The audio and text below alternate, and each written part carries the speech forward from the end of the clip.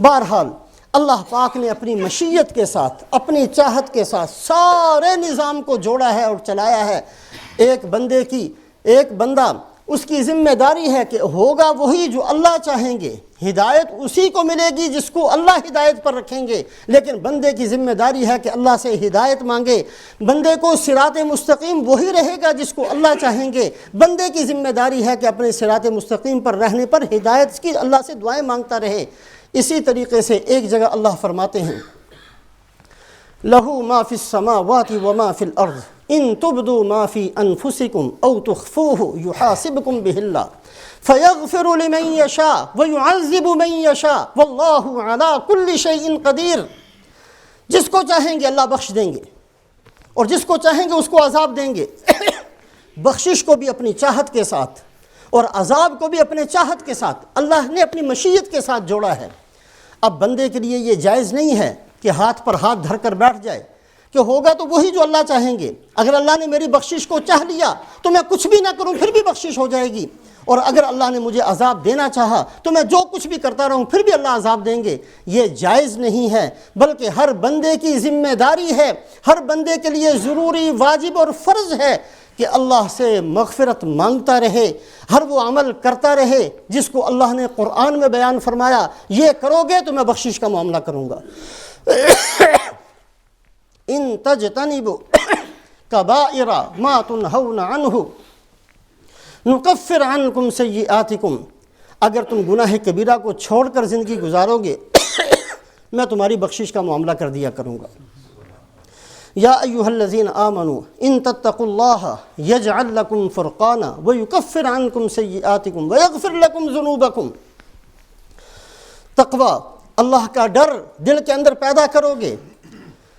کوئی دیکھنے والا نہیں ہے، لیکن گناہ اس لیے نہیں کر رہا کہ اللہ دیکھتے ہیں۔ کوئی ثبوت موجود نہیں ہے، کوئی کیمرہ لگا ہوا نہیں ہے، اگر غلطی کر لوں، گناہ کر لوں، کوئی بندہ ثابت نہیں کر سکتا، لیکن بندہ یہ سوچ کر کہ میرا رب مجھے دیکھتا ہے اس گناہ کو چھوڑ دے۔ قیامت والے دن حدیث پاک میں فرمایا کہ کچھ بدبخت ایسے ہوں گے جن کے جسم میں سے اتنی سخت بدبو نکل رہی ہوگی کہ حشر کے لوگ اس بدبو سے پریشان ہو جائیں گے اور ان سے کہیں گے کہ اللہ کے بندو گناہ گار تو ہم بھی ہیں، جہنم کا فیصلہ تو ہمارے لیے بھی ہے، لیکن کیا کر کے آئے ہو کہ اتنی سخت بدبو کہ تمہارے قریب رہنا مشکل ہو گیا۔ فرشتہ کھڑے ہو کر گئے گا یستخفون من الناس ولا یستخفون من اللہ وہو معہم۔ یہ وہ بد نصیب لوگ ہیں، جب بھی گناہ کرتے تھے دیکھتے تھے کوئی دیکھ تو نہیں رہا، کوئی بچہ تو نہیں دیکھ رہا، کوئی ثبوت تو نہیں ہے، کوئی کیمرہ تو نہیں لگا ہوا کہ یہ تو نہیں ہے، وہ تو ہر طرف دیکھتے تھے کہ کہیں میرا جرم ثابت نہ ہو جائے۔ کبھی بھی انہوں نے نہیں سوچا کہ میرا رب مجھے دیکھتا ہے، رات کی تاریکی میں بھی اللہ مجھے دیکھتے ہیں، اللہ میرے دل کے اندر پیدا ہونے والے خیالات سے بھی واقف ہیں۔ یعلم خائنۃ الاعین وما تخفی الصدور۔ دل کے اندر ایک خیال آیا ہے، کسی کو نہیں پتا، اللہ کو پتا ہے، اللہ جانتے ہیں کہ اس بندے کے دل کے اندر کون سا خیال آ رہا ہے۔ یغفر لمن یشاء ویعذب من یشاء، اللہ جس کے لیے چاہتے ہیں اس کے لیے بخشش کا معاملہ فرماتے ہیں، جس کو چاہتے ہیں اس کو عذاب دیتے ہیں، لیکن بندے کی ذمہ داری یہ ہے کہ اللہ سے دعائیں مانگتا رہے، تمنا کرتا رہے، کوششیں محنتیں کرتا رہے کہ اے اللہ میرے ساتھ بخشش کا معاملہ کیا جائے۔ بخشش کے معاملے بھی اللہ پاک عجیب قسم کے فرمائیں گے۔ قیامت والے دن اللہ پاک بخشش کا معاملہ ایک یہ بھی ہوگا، ایک بندے کو بلائیں گے اور اللہ پاک اس کو سارے گناہ گنوائیں گے، تو نے یہ بھی کیا، یہ بھی کیا، یہ بھی کیا، یہ بھی کیا، یہ بھی کیا، لمبی زندگی گزار کر آیا ہے، سارے گناہ اللہ گنوائیں گے۔ اے اللہ واقعی کیا، یہ بھی کیا، یہ بھی، جو آپ فرماتے ہیں سب کچھ کیا، سب کچھ میں نے کیا ہے۔ اللہ فرمائیں گے کوئی عذر ہے؟ جی کوئی عذر نہیں ہے، غلطی کی، جرم کیا، آپ نے روکا میں پھر بھی کرتا رہا۔ اللہ فرمائیں گے کہ جا میں نے دنیا کے اندر بھی پردہ ڈال دیا تھا، آج بھی پردہ ڈال دیتا ہوں۔ اور حدیث پاک میں آتا ہے کہ اس کو جنت میں جانے کا حکم دے دیا جائے گا اور وہ بندہ وہاں سے جنت کی طرف جائے گا۔ جو لوگ کھڑے ہوں گے وہ کہیں گے کتنا نیک آدمی ہے، کبھی گناہ ہی نہیں کیا۔ حالانکہ نیک نہیں ہے، اللہ نے ستاری فرمائی ہے، مغفرت کا معاملہ فرمایا ہے، اللہ پاک نے ایسے ایسے مغفرت کے معاملے فرمانے ہیں، ایسے ایسے مغفرت کے معاملے فرمانے ہیں، وہ کرشمے شان رحمت نے دکھائے روز حشر، چیخ اٹھا ہر بے گناہ میں بھی گناہ گاروں میں ہوں۔ اللہ پاک نے مغفرت کا معاملہ فرمانا ہے، لیکن یہ بھی حدیث پاک کے اندر فرمایا کہ اللہ پاک جس کو سزا دینا چاہیں گے من نوقش فقد ہلاکا، اللہ اس سے پوچھیں گے کیوں کر کے آئے ہو، اس کا کسی کے پاس جواب نہیں ہوگا، وہ ہلاک کر دیا جائے گا، اس کے گناہ گنوائے جائیں گے، اس کو ساری انسانیت کے سامنے ذلیل و رسوا کر دیا جائے گا۔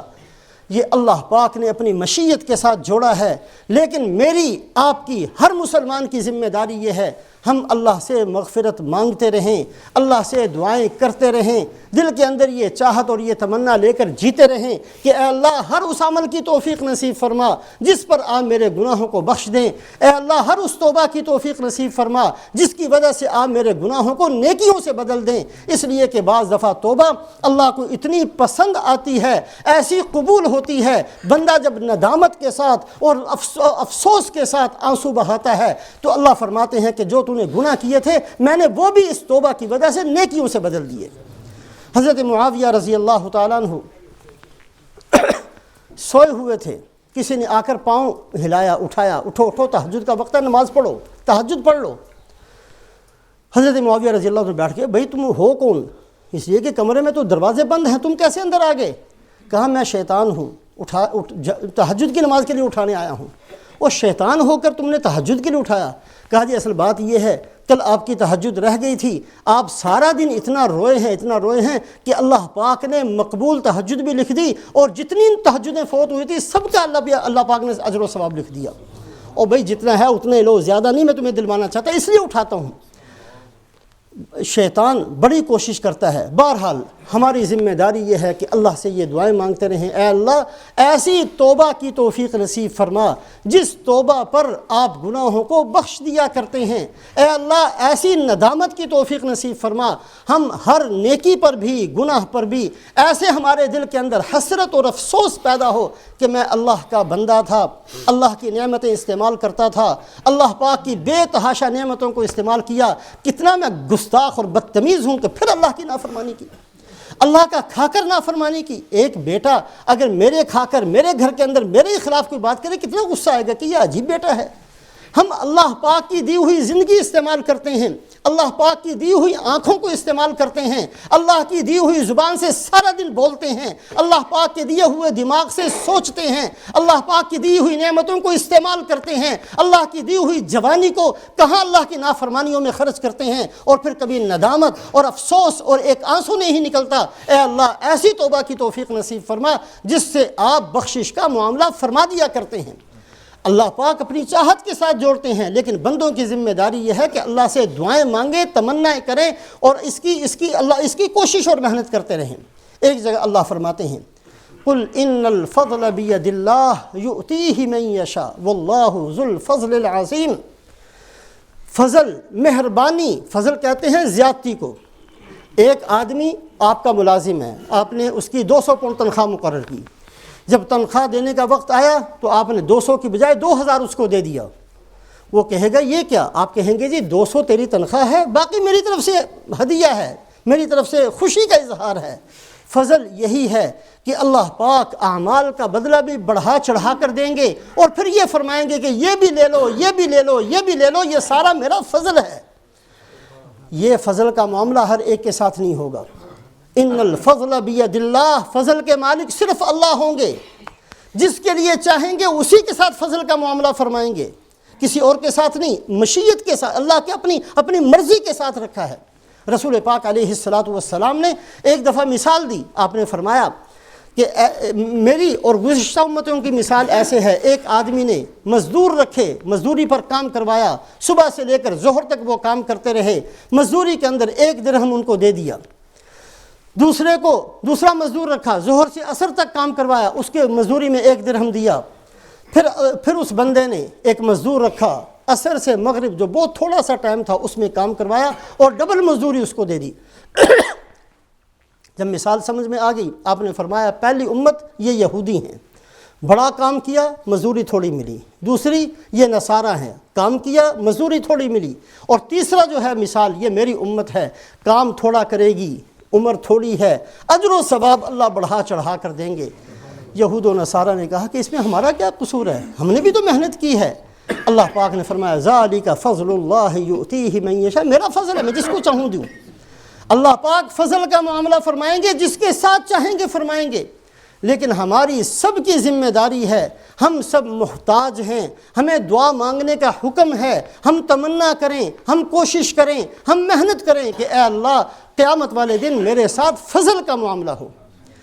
قیامت والے دن دو طرح کے معاملے ہونے ہیں، ایک اللہ کا نظام عدل ہے، انصاف کا معاملہ، ایک نظام فضل ہے، فضل کا معاملہ۔ اللہ سے پناہ مانگے اے اللہ میرے ساتھ انصاف کا معاملہ نہ ہو۔ جس بندے کے ساتھ انصاف کا معاملہ ہوگا وہ بندہ ہلاک ہو جائے گا، اس لیے کہ انصاف تو یہی ہے کہ جتنا جرم کیا ہے اتنی سزا بھگتو۔ انصاف تو یہی ہے کہ اگر اللہ کی نافرمانی کی ہے تو جہنم میں جاؤ۔ انصاف تو یہی ہے کہ جو کر کے آئے ہو اسی کے حساب سے معاملہ کیا جائے۔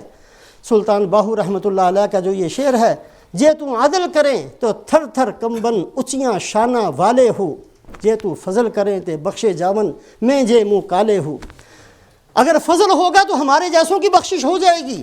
ہم ٹوٹے پھوٹے اعمال والے، ہم ٹوٹے پھوٹے ایمان والے، ہم ٹوٹے پھوٹے اخلاق والے، ہم ٹوٹے پھوٹے اخلاص والے، جیسا بھی ٹوٹی پھوٹی زندگی لے کر جائیں گے، اگر قیامت والے دن فضل کا معاملہ ہو گیا تو اللہ نے بخش دینا ہے اور انشاءاللہ جنت مل جانی ہے۔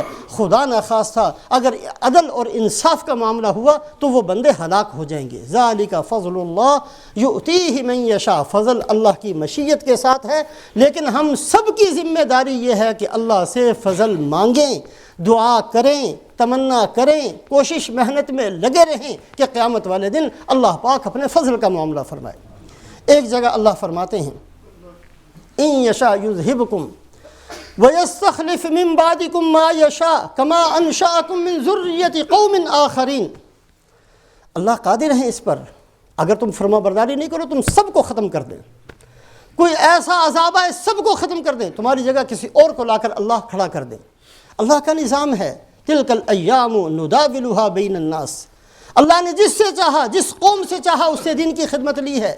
عربوں نے کی، صحابہ نے کی، اس کے بعد اللہ پاک نے عجموں سے دین کا کام لیا ہے، اس کے بعد کوفہ اور بغداد دین کا مرکز رہے ہیں، پھر کوئی زمانہ آیا ہے کہ سمرقند و بخارا دین کا مرکز رہے ہیں، پھر کوئی زمانہ آیا ہے کہ اسپین، قرطبہ یہ دین کا مرکز۔ یہ اللہ کی مرضی ہے، چاہے تو یورپ کو مرکز بنا دیں، چاہے تو ایشیا کو بنا دیں، چاہے تو عربوں کو بنا دیں، یہ اللہ پاک کا نظام ہے۔ جس قوم پر اللہ مہربانی فرماتے ہیں، جس قوم کو اللہ چاہتے ہیں کھڑا کر دیتے ہیں، ان کے اندر صلاحیتیں پیدا ہو جاتی ہیں، جن کے اندر تمنا ہوتی ہے، جن کے اندر تڑپ ہوتی ہے، جن کے اندر سچی طلب ہوتی ہے، اللہ پاک ان کو قبول فرماتے ہیں، پھر انہی کو مرکز بنایا جاتا ہے، انہی کی طرف لوگ آتے ہیں، انہی سے لوگ سیکھتے ہیں۔ کوئی ضروری نہیں ہے کہ وہی بندہ آگے جائے گا جس کا باپ عالم ہوگا۔ بعض دفعہ جاہلوں کے گھر اللہ پاک علماء کو پیدا کر دیتے ہیں، محدثین کو پیدا کر دیتے ہیں، مفسرین کو پیدا کر دیتے ہیں، صلحاء کو پیدا کر دیتے ہیں۔ یہ اللہ کا نظام ہے۔ ان یشاء یذہبکم